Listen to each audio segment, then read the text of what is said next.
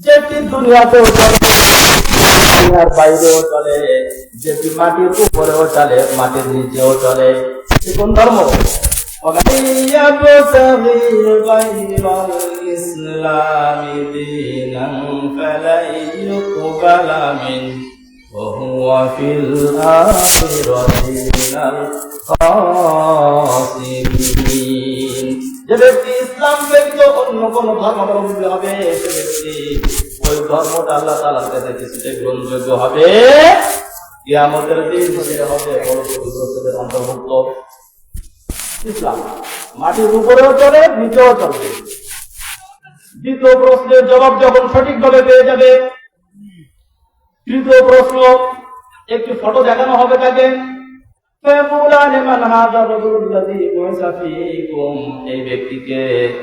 এই ব্যক্তিকে বলো যাকে তোমাদের মধ্যে পাঠানো হয়েছিল।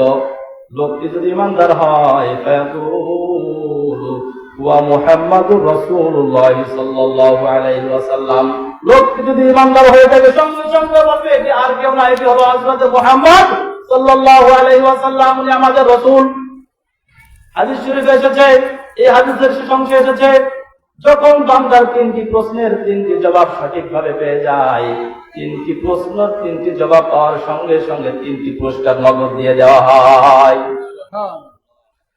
وفيه ينادي مناد من السماء أن صدق عبدي فأفرشوه من الجنة وألبسوه من الجنة وافتحوا له بابا إلى الجنة। তখন আল্লাহ তাআলা গায়েবী আওয়াজের মাধ্যমে বলে দেয়, আমার বান্দা সত্য কথা বলেছে। কাজেই তাকে কি করো? জান্নাতের পোশাক তাকে পরায় দাও, জান্নাত থেকে বিছানা এনে তাকে বিছায়া দাও, তার কবরটাকে জান্নাতের সাথে সংযোজন করে দাও।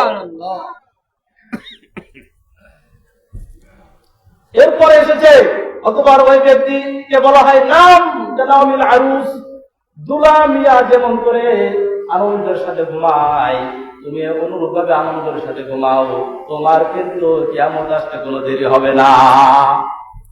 তোমার ঘুমে কোনো ব্যাঘাত ঘটনাওয়ালা কেউ নাই। পক্ষান্তরে কাফের অথবা বেঈমান, তাদের সম্পর্কে বলা হয়েছে ওয়াল কাফিরু ফায়াকুলু হাদা আদরি। লোকটি যদি বেঈমান হয় অথবা নামমাত্র মুসলিম হয়, নামে মুসলিম, আদম সমান হিসেবে মুসলিম, ইসলাম ধর্মে পিতা ছিল মুসলিম, সেজন্য উনি মুসলিম, দাদা ছিল মুসলমান, সেজন্য উনি মুসলমান, শুধু নামে মুসলমান আর কাজে কিছুই নেই, কেবলমাত্র আদম সুমার হিসাবে মুসলিম। যদি এমন হয় অথবা কাফের হয় বা বেঈমান হয়, তখন সঙ্গে সঙ্গে প্রত্যেকটি প্রশ্নের জবাবে বলবে হা হা লা আদরি, হায় আফসোস, হায় আফসোস, আমি কিছুই জানি না, কিছুই জানি না, কিছুই উত্তর দিতে পারবে না। তখন তাকে কি হবে? তখন সঙ্গে সঙ্গে তার জন্য আযাব শুরু হয়ে যাবে। ক্বালা রাসূলুল্লাহ সাল্লাল্লাহু আলাইহি ওয়াসাল্লাম, আল কবরু রাওযাতুম মির রিয়াজিল জান্নাতি আও হুফরাতুম মিন হুফারিন নার। কবর হলো জান্নাতের একটি বাগিচা অথবা জাহান্নামের একটি গর্ত। ঈমানদারের জন্য কবর হবে জান্নাতের একটি বাগিচা, বেঈমানের জন্য এবং নামে মাত্র মুসলিমদের জন্য হবে কবর একটি জাহান্নামের গর্ত। আল্লাহ আমাদের কবরের আযাব থেকে হেফাজত করুন বলে আমিন। এখন এই ঈমানদার ব্যক্তি ঘুমিয়ে থাকবে, এমন ভাবে ঘুমাবে যেমন করে অনেক দিন ধরে যদি কোনো ব্যক্তি অনেক কাজ করে, কাজ করার পর যদি রাত 1টার সময় ঘুম যায়, অনেক মেহনত করার পর 1টার সময় 2টার সময় ঘুম যায়, যাকে যে হঠাৎ করে আজান দিয়ে দিচ্ছে, ফজরের আজান হঠাৎ করে দিয়ে দিল, তখন সে মনে করলো আরে এত তাড়াতাড়ি কি আজান দিয়ে দিল, মুয়াজ্জিন সাহেবকে ভুল করে ফেললো, অথচ মুয়াজ্জিন সাহেব ঠিকই করেছে, কিন্তু তার ঘুমটা মনে হচ্ছে একেবারে শেষ হয়ে গেল, মনে করতেছে মাত্র ঘুমালাম কেবল। ঠিক অনুরূপ ভাবে এই হাদিসের ব্যাখ্যার শেষে এখন আছেন কুরআনে, যখন সিংহাই ফুৎকার দেওয়া হবে তখন ঈমানদার বলবে, তারা কি বলবে? ক্বালু ইয়া ওয়াইলানা মান বা'আসানা মিন মারকাদিনা, হায় আফসোস, হায় আফসোস, হায় আমাদের দুর্ভোগ, আমাদের এই আরামের ঘুম থেকে কে উঠাইলো, আমাদের এই ঘুম থেকে, ঘুমের স্থান থেকে আমাদেরকে কে উঠাইলো, আমরা তো উঠতে প্রস্তুত ছিলাম না। গায়েব থেকে আওয়াজ আসবে, হাযা মা ওয়া'আদার الرحمن وصدق المرسلون। এটি হলো ওই বিষয় যেটি হলো রহমান ওয়াদা করেছিল। রহমান যে ওয়াদা করেছিল কিয়ামতের, রহমান যে পৃথিবী ধ্বংসের যে ওয়াদা করেছিল, এটি হলো সেটি। এবং আল্লাহ রাসূলগণ যে ওয়াদাগুলো করে গিয়েছিল, যে সত্য কথা বলে গিয়েছিল, এটি হলো তার বাস্তবতা। তখন শুরু হয়ে যাবে। তখন একটা মাত্র আওয়াজ আল্লাহ পাক বলেন, ইন কানাত ইল্লা সাইহাতান ওয়াহিদাতান ফাইযা হুম জামিউল লাদাইনা মুহদারুন। কেবল একটি বিশাল এক বিকট আওয়াজের কারণেই মানুষের এমন একটি পরিস্থিতি শুরু হয়ে যাবে, সঙ্গে সঙ্গে সব মারা যাবে। কুরআন এবং হাদিস ঘাটলে পাওয়া যায়, সিংহায় ফুৎকার 2 বার হবে। প্রথম ফুৎকারে সবকিছু মারা যাবে, সব শেষ হয়ে যাবে। এই যে আমরা দেখি আসমান, কত বড় বড় আসমান, আসমানের অবস্থা কেমন আমরা কি জানি? এই আসমান দুনিয়া থেকে কতটুকু উপরে আছে? সূর্য দুনিয়া থেকে কতটুকু উপরে আছে? কেমন সূর্য, কত বড় সূর্য? সূর্যকে আমরা দেখি একেবারে সামান্য, তারকাকে দেখি একেবারে সামান্য, আসলে তারকাকে একেবারে সামান্য। সূর্য সম্পর্কে বলা হয়েছে, বিজ্ঞান বলে, সায়েন্স বলে, পৃথিবী থেকে 13 লক্ষ গুণ বড় একটি সূর্য। পৃথিবী থেকে কত লক্ষ গুণ বড়? 13 লক্ষ গুণ বড় সূর্য। এর অর্থ কি দাঁড়ায়? অর্থাৎ 13 লক্ষ পৃথিবীকে এক জায়গা করলে যত বড় হবে, একটি সূর্য তত বড়। এই সূর্য পরিচালনা করেন কে? এই সূর্য পরিচালনা করেন কে? এই আসমান ধসে পড়বে, ফেটে যাবে, ঠাস ঠাস করে ফেটে যাবে। ফাটার পর কি হবে? আল্লাহ তাআলা সে সম্পর্কে বলেন, ইদাস সামাউ ফাতারাত ওয়া ইদাল কাওয়াকিবুন তাফারাত। যখন আসমান সমূহ বিদীর্ণ হয়ে যাবে, ফেটে যাবে, এবং তারকারাজি যখন সিটে সিটে পড়তে থাকবে, সিটে সিটে পড়বে তারকার অবস্থা কেমন? সায়েন্স বলে, আমরা যে সূর্যের পরিমাণ শুনলাম, মনে আছে কি সূর্যের বড়ত্ব? 13 লক্ষ গুণ বড় দুনিয়া থেকে। এই এমন সূর্য 1.5 থেকে 2 কোটি সূর্য এক একটি তারকার পেটের মধ্যে রাখতে পারবে। এই সূর্য, তারকা সবকিছু ফেটে ফেটে পড়তে থাকবে, আসমান চূর্ণ বিচূর্ণ হয়ে যাবে। কেমন মনে হয়? কিছুদিন আগে আমরা ভূমিকম্প দেখেছি, গত মাস ভূমিকম্পের একটা পূর্বাভাস সারা দেশে দেখা গেছে। মানুষ হয়রান হয়ে গেছে। বিল্ডিং থেকে, শহরের মধ্যে বেশি, বিল্ডিং থেকে কিভাবে নামবে? বিল্ডিং পড়ার পূর্বেই নিজেই লাফ দিয়ে মারা গেছে। কেউ লাফ দিয়ে ঠ্যাং ভেঙে গেছে, কেউ লাফ দিয়ে পা ভেঙে গেছে, কেউ লাফ দিয়ে হাত ভেঙে গেছে। নরসিংদীতে। তাহলে এটি হলো সামান্য একটু ঝাঁকা নেই, তাতে হলো এই অবস্থা। আর ভূমিকম্প, এটা দুনিয়ার ভূমিকম্প। আর যখন আল্লাহ তাআলা কুদরতি ভাবে গোটা বিশ্বময় ভূমিকম্প দিবেন, তখন কি অবস্থা হবে? এই ভূমিকম্পের ব্যাপারে যেখানে এসেছে, তাফসীরে এসেছে, সারা বিশ্বে আল্লাহ তাআলা কখনো একসাথে ভূমিকম্প দেন না। যখন ভূমিকম্প হলো, তখন আমি দেশের বাইরে ছিলাম, তখন আমি যেখানে ছিলাম, তখন ভূমিকম্পের কোনো আভাসও সেখানে পেলাম না। সেখানে ভূমিকম্পের কিছুই নাই। যখন সোশ্যাল মিডিয়াতে ঢুকি, এখানে ভূমিকম্প, সেখানে ভূমিকম্প, জায়গায় জায়গায় বিভিন্ন জেলাতে ভূমিকম্প, এক পর্যায়ে দেখা গেল সারা দেশে ভূমিকম্প।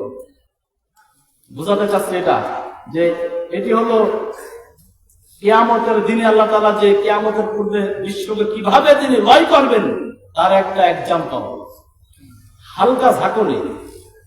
এটিতেই মানুষ হয়রান হয়ে গেছে, মানুষ বিল্ডিং ছেড়ে দিচ্ছে।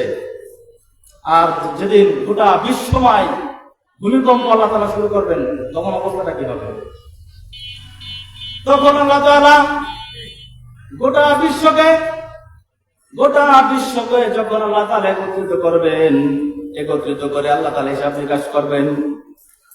হিসাব নিকাশের জন্য আল্লাহ তাআলা ওপেন করে দেবেন আল্লাহ তাআলা বলবেন তোমাদের কোনো টেনশন নাই, আজকে কোনো জুলুম করা হবে না, আজকে আমার বিচারে কোনো জুলুম করা হবে না। দুনিয়ার বিচারে অনেক সময় জুলুম করা হয়, আদালতে জুলুম করা হয় কি হয় না? বিচারে এলোমেলো হয় কি হয় না? সালিশে এলোমেলো হয়। টাকার বান্ডে ধরাই দিলে সালিশটা ঘুরে যায়, বিচার ঘুরে যায় কি যায় না? একজন কোটি টাকা দিয়েছে, বিচারটা তার পক্ষে চলে গেছে। প্রকৃত মার্ডার কেসের আসামি টাকার মাধ্যমে ছাড়িয়ে চলে এসেছে, এমন আছে না নাই? আল্লাহ তাআলা বলেন فَالْيَوْمَ لَا تُظْلَمُ نَفْسٌ شَيْئًا وَلَا تُجْزَوْنَ إِلَّا مَا كُنتُمْ تَعْمَلُونَ। আজ কোনো জুলুম করা হবে না, কারো উপর কোনো অন্যায় অবিচার করা হবে না। যা তোমরা দুনিয়াতে কেউ করেছো কেবলমাত্র তার হিসাব কিতাব এখানে হবে। কুরআনের এখানে বলা হয়েছে নাফসুল, তথা কোন ইনসানের উপর জুলুম করা হবে না এ কথা বলা হয়নি। শুধু মানুষের উপর জুলুম করা হবে না এ কথা বলা হয়নি। কোন আল্লাহ তাআলা বলেন কোন প্রাণীর উপর জুলুম করা হবে না, কোন প্রাণী। এ সম্পর্কে একটি হাদিস মুসলিম শরীফের 2582 নম্বর হাদিস শরীফে হযরত আবু হুরায়রা রাদিয়াল্লাহু তাআলা আনহু বর্ণনা করেন।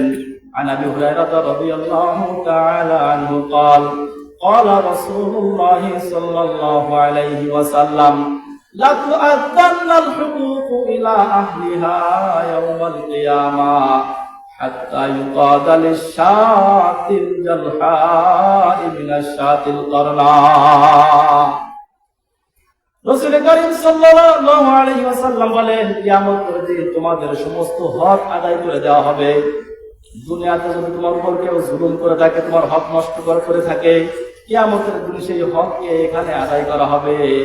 এমনকি যদি কোনো বকরি, কোনো ছাগল, যে বকরির শিং আছে আরেকটি বকরির শিং নাই, যে শিং আছে শিংওয়ালা শিং বিহীনকে গুদা মেরেছে, এমন যদি হয় কোনো গরু, শিং বিশিষ্ট গরু যদি শিংহীন গরুকে গুদা মেরে থাকে, তাকে কষ্ট দিয়ে থাকে, কিয়ামতের দিন শিং বিশিষ্টর শিং থাকবে না এবং যার শিং ছিল না তাকে শিং দেওয়া হবে। তাকে যে পরিমাণ গুদা মেরেছিল সে পরিমাণ মেরে মেরে তাকে তার প্রতিশোধটা নিয়ে নেওয়া হবে। এই হক সে আদায় করা হবে। অথবা সবগুলো হক যখন আদায় করা হবে, প্রত্যেকটি প্রাণীর এই হিসাব কিতাব যখন হয়ে যাবে, অথবা তাদেরকে আল্লাহ তাআলা বলবেন তোমরা সব মাটি হয়ে যাও। কি হয়ে যাও? মাটি হয়ে যাও। এই সমস্ত প্রাণী তখন সব মাটি হয়ে যাবে। এই অবস্থা থেকে কাফের বলতে থাকবে। কাফেররা কি বলবে?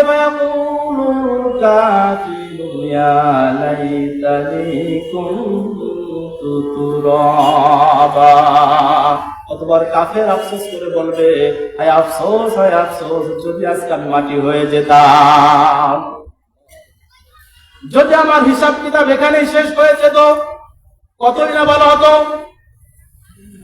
এই হিসাবের ময়দানে অন্য কেউ থাকবে না। আমি যদি অন্যের থেকে সহযোগিতা নেওয়ার জন্য যাই, যার কাছে সহযোগিতা নিতে যাব সে আমাকে দেখে পলায়ন করবে, যার হিসাব তারই দেওয়া লাগবে। يوم يفر المرء من أخيه وأمه وأبيه وصاحبته وبنيه। बाप भाइयों माँ बहिन फर्जंद जनाव यारेगार, बाप भाइयों माँ बहिन फर्जंद जनाव यारेगार, आशिको माशूको नौकर बंदाए खिदमत गुजार। काम आने का नहीं हर एक जुदा हो जाएगा, बल्कि एक अज़ब दुश्मन जन का हो जाएगा। लब गोयद मंचुनी बुज़िदाम, दस्त गोयद मंचुनी दुज़दिदाम, चश्म गोयद दीदाम सोए हराम, गोश गोयद चिदाम समरुल कलाम। मुसलमान बंधुरा আমার, আল্লাহ পাক রব্বুল আলামিন বলেন কিয়ামতের দিন প্রত্যেক থেকে পলায়ন করবে, কেউ কারো থেকে উপকৃত হতে পারবে না। প্রত্যেকে পালায়ন করবে এই উদ্দেশ্যে, যদি আমার কাছে একটু নেকি চাওয়ার জন্য আসে, সে যদি আমার কাছে নেকি চাওয়ার জন্য আসে, এজন্য প্রত্যেকে নিজেকে সেভ করবে এবং তার হাত তার বিরুদ্ধে সাক্ষী দিবে, তার চোখ তার বিরুদ্ধে সাক্ষী দিবে, ঠোঁট তার বিরুদ্ধে সাক্ষী দিবে, তার কান তার বিরুদ্ধে সাক্ষী দিবে। কান বলবে রব্বুল আলামিন আমাকে দ্বারা এই জিনিস শ্রবণ করেছিল, চোখ বলবে রব্বুল আলামিন আমাকে দ্বারা অমুক জিনিস দেখেছিল, যেটি দেখা তার জন্য উচিত ছিল না, তার জন্য বৈধ ছিল না, সেই জিনিস সে দেখেছিল। যে কথা শোনা তার জন্য বৈধ ছিল না, সে কথা আমার দ্বারা শুনেছিল, কানে কথা বলবে। প্রত্যেকেই তার নিজেকে নিজে নাফসি করতে থাকবে। এই পরিস্থিতি বলুন তো দেখি, এই পরিস্থিতি কি আমাদের সামনে, আমাদেরকে বিগত হয়েছে নাকি সামনে আছে? এই পরিস্থিতি আমাদের বিগত হয়েছে নাকি সামনে আছে? এই পরিস্থিতির সম্মুখীন আমাদের হতে হবে।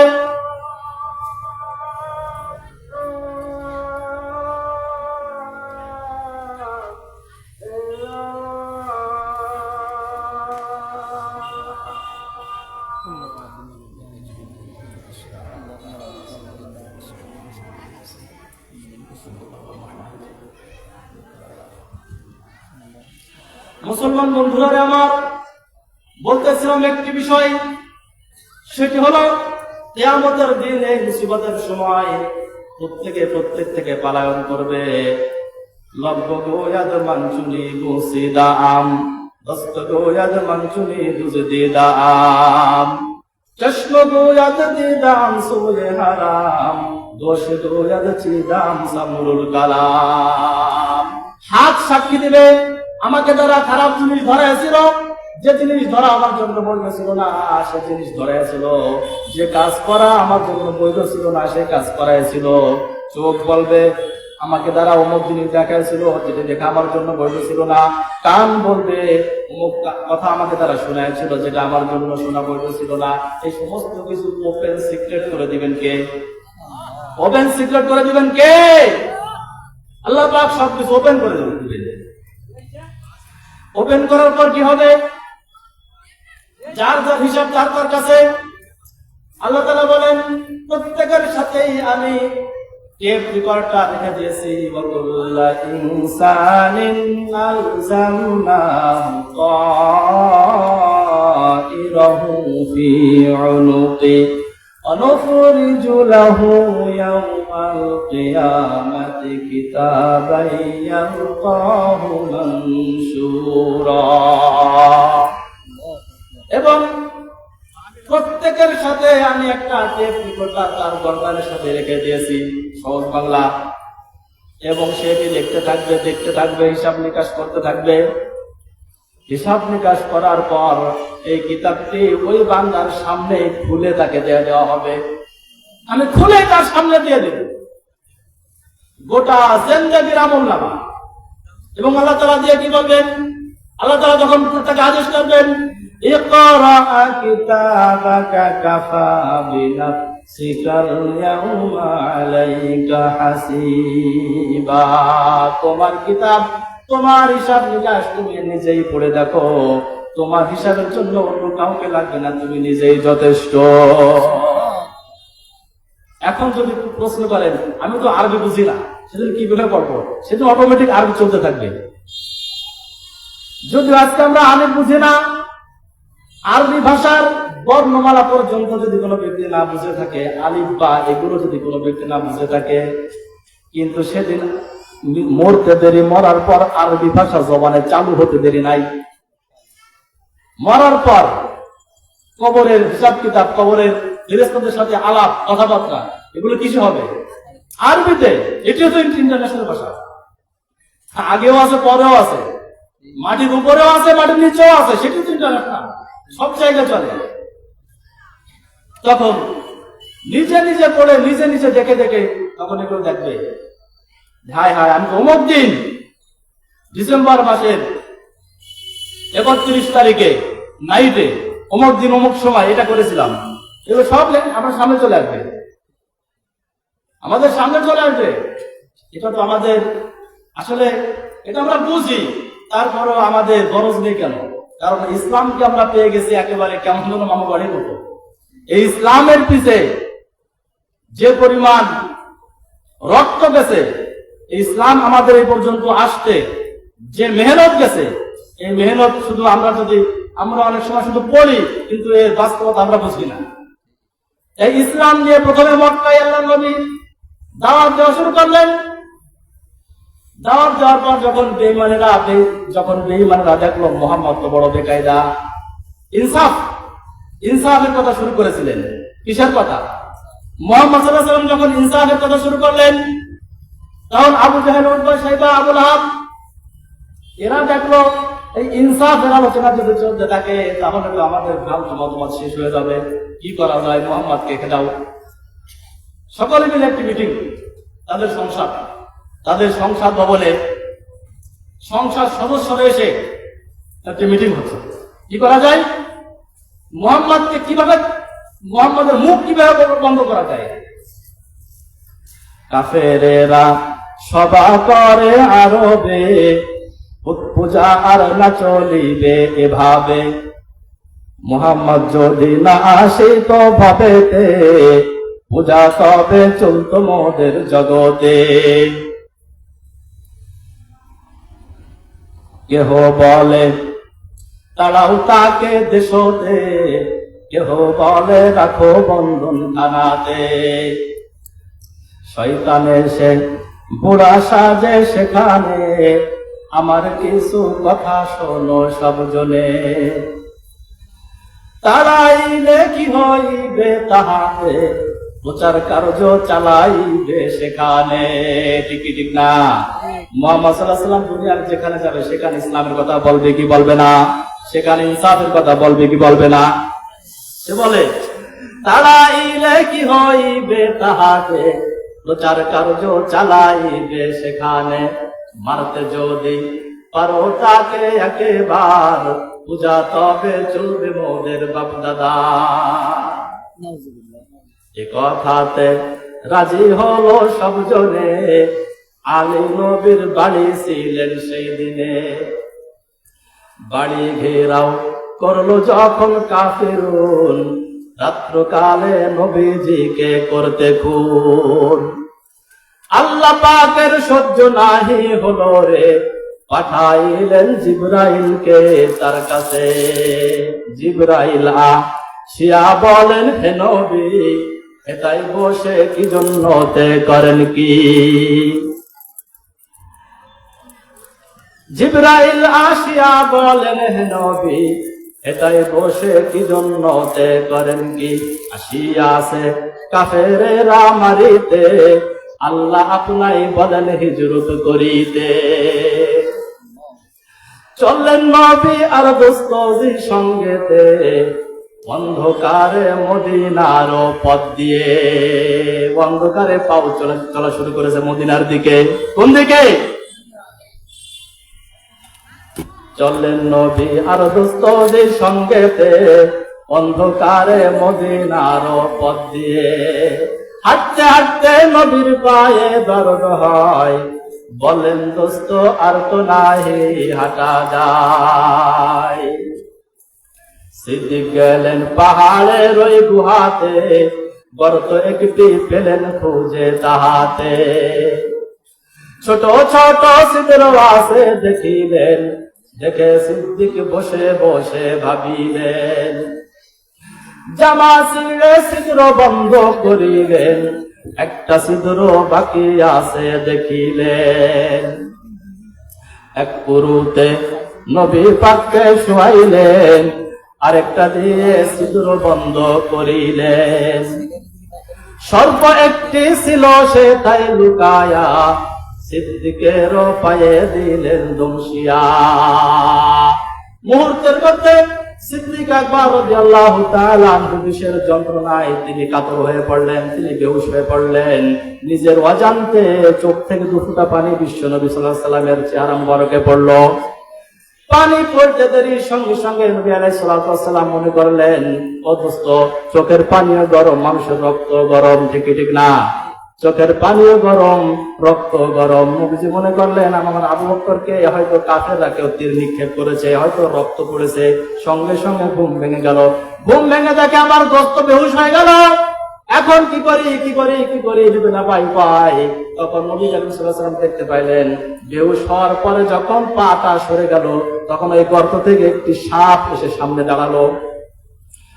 নবীজির বুঝতে আর বাকি রইল না, পায়ের নিচে সাপে কামড়ের দাগ, আবার সামনে একটি সাপ। এটা একমাত্র সাপেরই কাজ। বিশ্ব নবীর মুখ থেকে, জবান থেকে একটু লালা বের করে সেখানে লাগিয়ে দিল। থুতু লাগাই দিলেন নবী যখনই, ঠান্ডা হয়ে গেল রে বিষ তখনই। সুবহানাল্লাহ। যখন বিষ ঠান্ডা হয়ে গেল, সিদ্দিক আকবর রাদিয়াল্লাহু তাআলা আনহু সুস্থ হয়ে পড়লেন। তখন নবী করিম সাল্লাল্লাহু আলাইহি ওয়াসাল্লাম বললেন, ও ভাই আবু বকর, তুমি এমন সমস্যার মধ্যে পড়েছো, তুমি বেহুশ হয়ে যাচ্ছ, তারপরেও তুমি আমাকে কেন, আমার ঘুম কেন তুমি ভাঙলে না?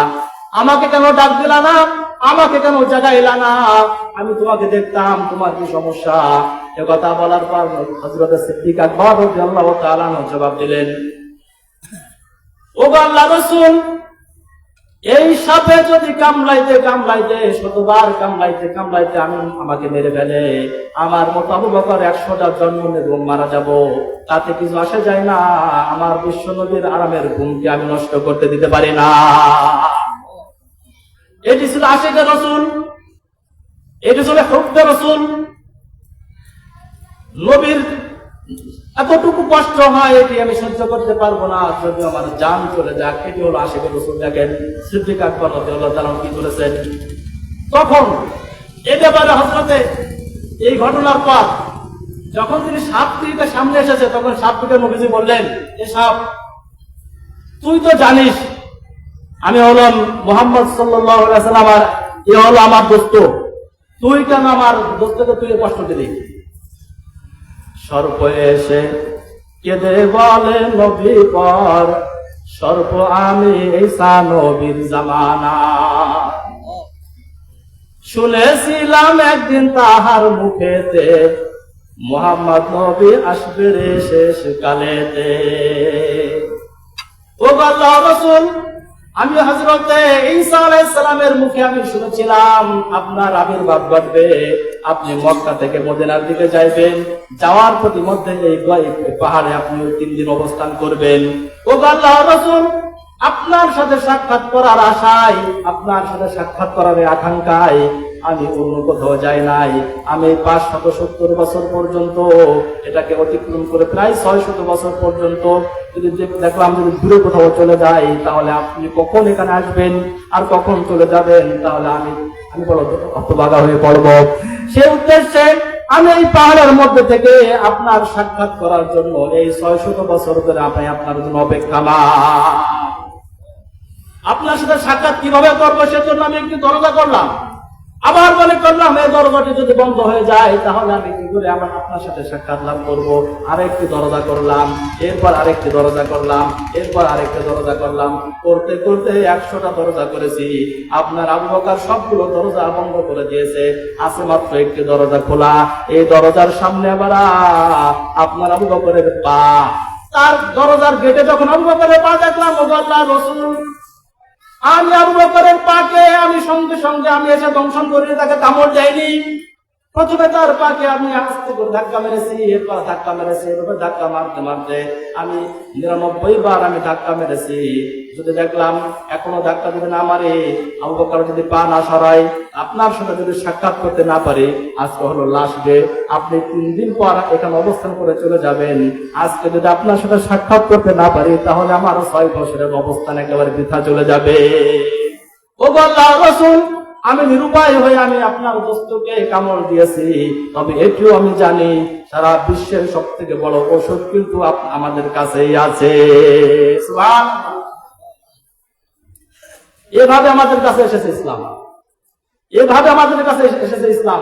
কাজেই এরপর আমাদের অবস্থা কি হবে? এভাবে আস্তে আস্তে যখন সেই ইসলাম যারা পেয়েছিল তারা ইসলামের কদর বুঝতো, কিন্তু আমাদের ইসলামের কদর নেই। কিন্তু আমরা এই আলোচনা প্রথমে এখানে কি জন্য করলাম? আমাদের এই কিয়ামতের ভয়াবহতা আমাদের সম্মুখে, এই পরিস্থিতির সামনে আমাদের যেতে হবে, আছে না নেই? আল্লাহ পাক রব্বুল আলামিন আমাদেরকে আখিরাতমুখী জীবন যাপন করার তৌফিক দান করুন, বলে আমিন। ওয়া আখিরু দাওয়ানা আলহামদুলিল্লাহি রাব্বিল আলামিন। ওয়া মা আলাইনা ইল্লাল বালাগ।